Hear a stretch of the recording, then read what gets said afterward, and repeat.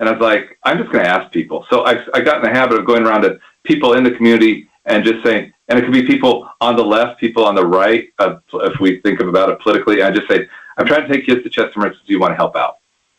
And you got a big response that people go, "Are you trying to do something positive?" Of course. And so I did pay for a lot out of pocket, but I also had this enormous group of people who I could count on for support.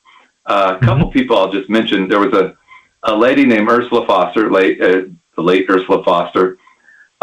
She had been in hiding in World War II with Anne Frank. She was Jewish, and she's mentioned in the diary of Anne Frank.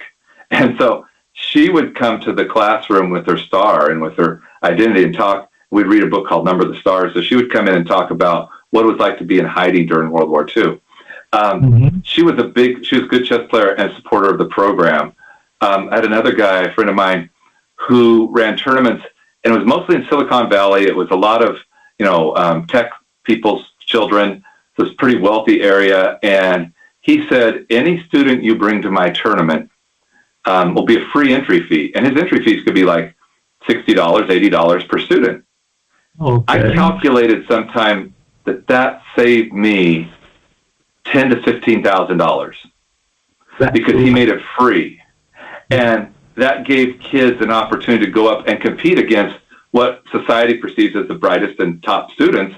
And so sometimes we'd win, sometimes we'd lose. They'd go up in these tournaments called quads, and sometimes kids would lose all their games, sometimes they'd win all their games.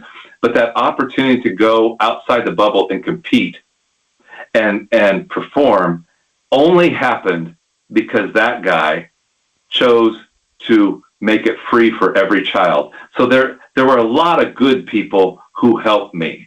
There were these sort of institutional obstacles sometimes that you deal with to try to help sometimes. And you're just trying to do a good thing, and then you see all this crazy stuff that's working against what people are trying, and they're trying to do a good thing. And so it was just a learning experience for me all the way through, and I enjoyed it.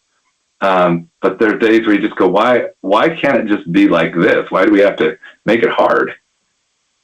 Mm-hmm. Yeah. And within those journeys, within that process, I can only imagine what the students are experiencing, because a lot of these students, like you say, are coming from hardened backgrounds or hardened environments.